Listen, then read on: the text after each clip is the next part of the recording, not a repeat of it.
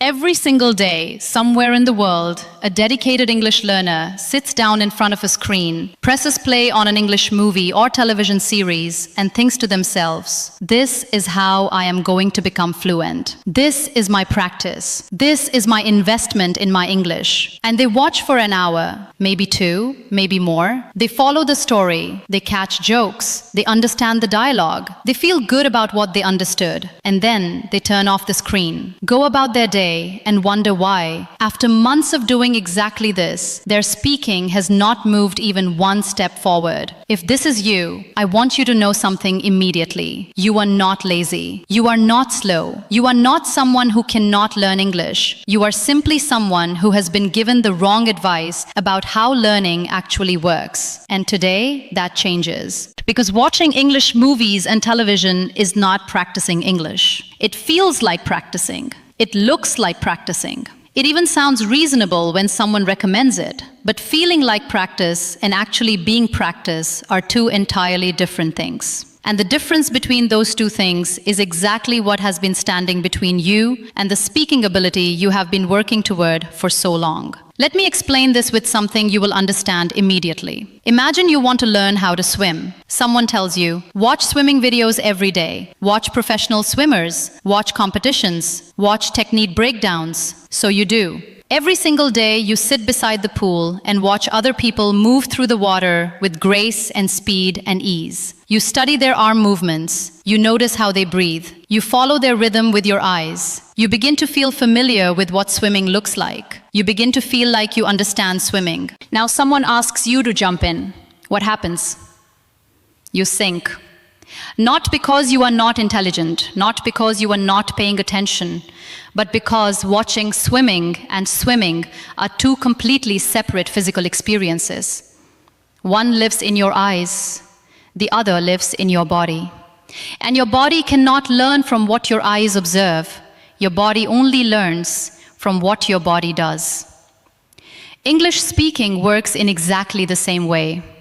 When you watch a movie in English, your ears are working, your brain is working, your comprehension is growing beautifully, but your mouth is doing nothing.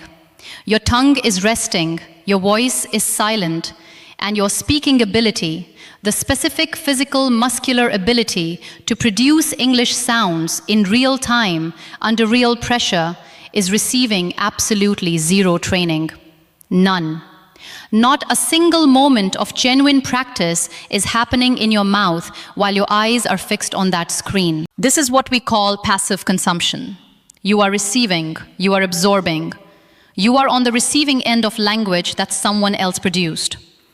And passive consumption has real value. I'm not here to tell you to stop watching English content entirely, but passive consumption alone will never, under any circumstances, produce an active skill. And speaking is the most active skill in the entire human experience of language. Think about it this way. You can watch a master chef cook the most extraordinary meal you have ever seen. You can watch every movement of their hands. You can observe every ingredient they add, every technique they use, every decision they make with complete attention. And at the end of watching, you will know more about cooking than you did before. But you will not be able to cook that meal. Because cooking lives in your hands, not in your eyes.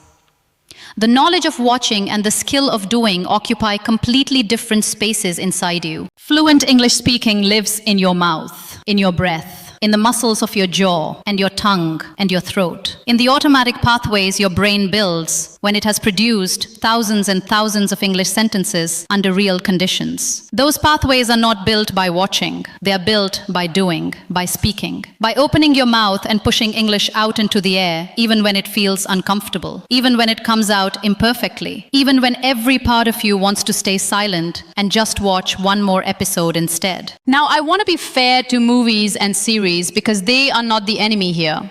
Watching English content does give you real things. It gives your ears familiarity with natural rhythm and speed. It exposes you to vocabulary in context, which is far more powerful than memorizing word lists. It shows you how native speakers connect their words, how sentences sound when they flow naturally, how emotion and language work together. These are genuine gifts. The problem is not the movies. The problem is the belief that movies alone are enough. That sitting and watching is the same as practicing. It is not. It has never been. And nobody who speaks English fluently got there by watching alone. Let me tell you about someone. A young man, call him Hamza. Hamza was passionate about English. He watched at least 2 English series episodes every single evening without fail. He watched with English subtitles so he could match the words to the sounds. He felt his understanding growing every week. He could follow complex conversations in shows. He understood humor, sarcasm, emotion, everything. His comprehension was genuinely impressive.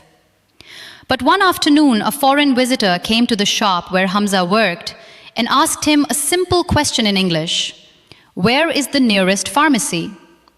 And Hamza, who had just the evening before watched an entire episode of an English drama and understood every line, stood there completely silent.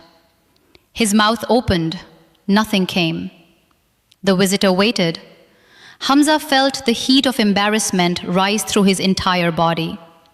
He pointed in the direction of the pharmacy without saying a word. That evening, Hamza did not turn on his series. He sat quietly and asked himself an honest question. Why? Why, after all this watching, after all this listening, after all this time sitting with English every single day, why could he not produce 3 words when a real moment arrived? The answer is the same answer I am giving you right now.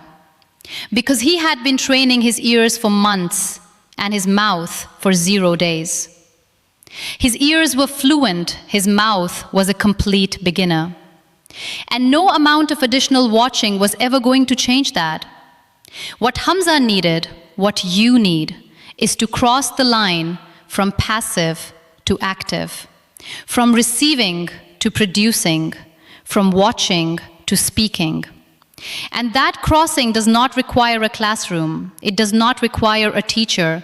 It does not require a conversation partner, though those things help when available.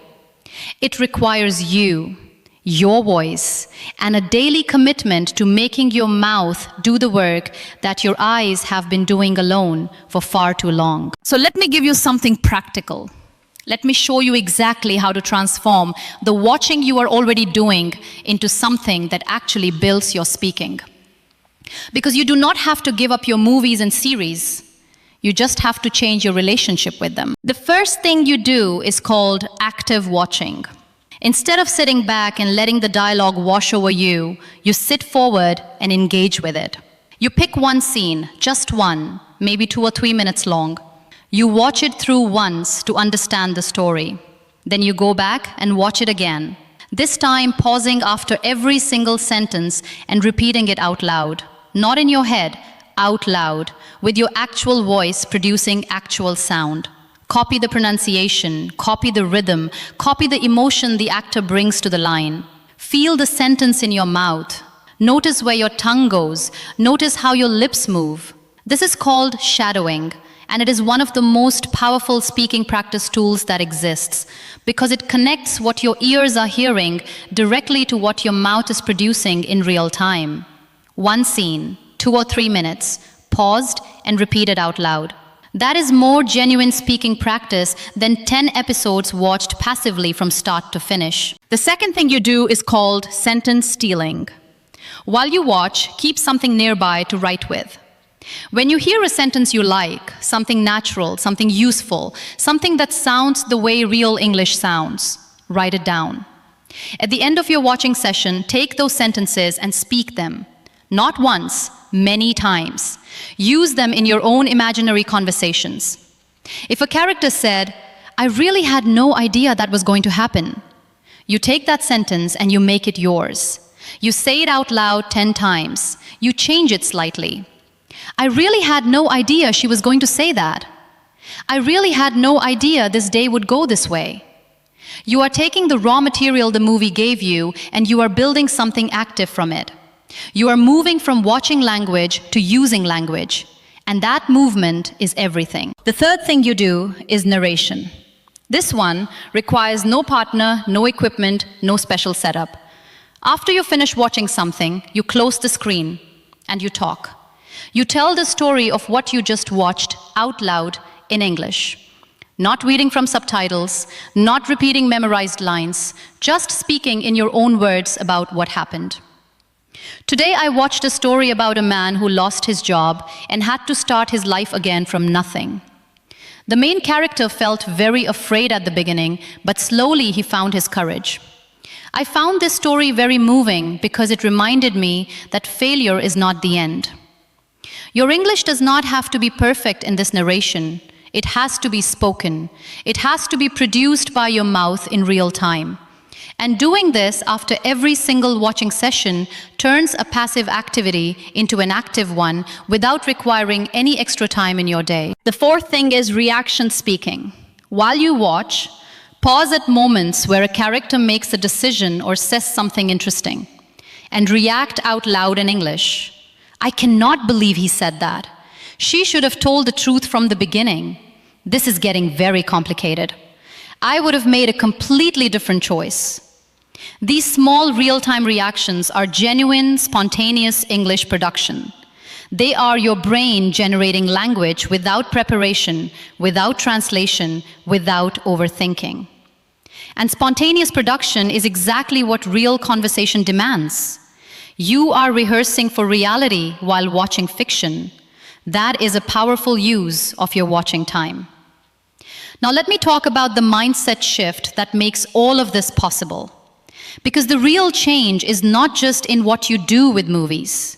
The real change is in how you think about what practice means. Practice does not mean exposure. Practice does not mean familiarity. Practice does not mean understanding. Practice means production. Practice means output. Practice means your mouth moving, your voice sounding, your English leaving your body and entering the air around you. Every minute your mouth is silent is a minute your speaking is not being practiced. No matter what your eyes and ears are doing in that same minute. This is uncomfortable to hear because passive consumption is comfortable. Watching is easy. Watching feels productive. Watching does not require you to be vulnerable, to make mistakes, to hear your own imperfect voice reaching for words that do not always come. But comfort does not build speaking ability. Discomfort does. The slightly awkward feeling of hearing your own voice speak English imperfectly, that feeling is not a sign that something is wrong. That feeling is the sound of your speaking ability being built. There is something else nobody tells you about why passive watching feels so satisfying,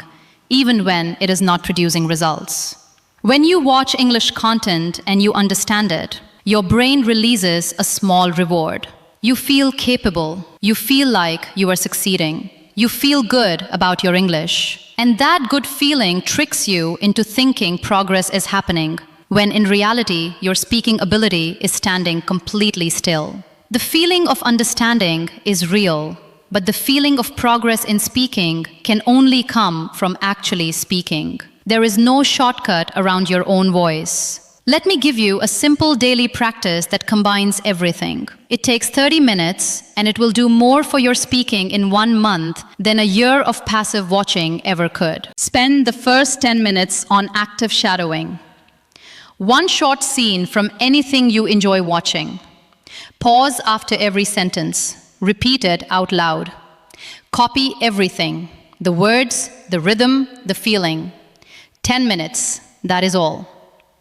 Spend the next 10 minutes on your own speaking. Take 3 sentences you stole from your watching. Use each one in 5 different situations you make up yourself. Speak them all out loud. Then narrate something, your day, a story, a memory, anything for the remaining time. Just keep your mouth moving in English for 10 continuous minutes without stopping to check grammar or look up words. Whatever comes, let it come. Spend the final 10 minutes on reaction and reflection. Watch a short clip, 2 minutes maximum, and react to it out loud in real time. Then after it ends, speak for a few minutes about what you thought, what you felt, what you would have done differently. Close by saying 3 things in English that you want to remember from today. 30 minutes, every day. Mouth moving for the majority of it.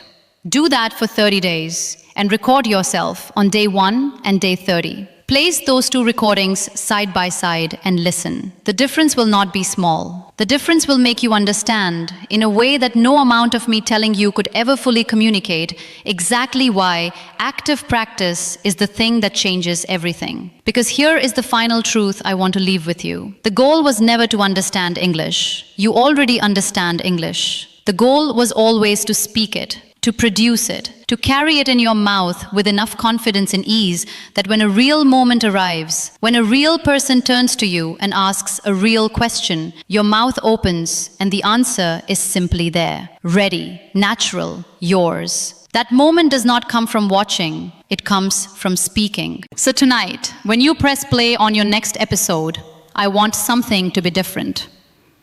I want you to sit forward instead of back. I want you to have something nearby to write with. I want your mouth to be part of the experience instead of a silent passenger. I want you to pause and repeat and react and narrate and steal sentences and make them your own. Watch your movies, enjoy your series, love your English content, but speak while you do it. Because your voice is not going to find itself in someone else's dialogue. It is going to find itself in yours. Open your mouth, start tonight, and never go back to silent watching again.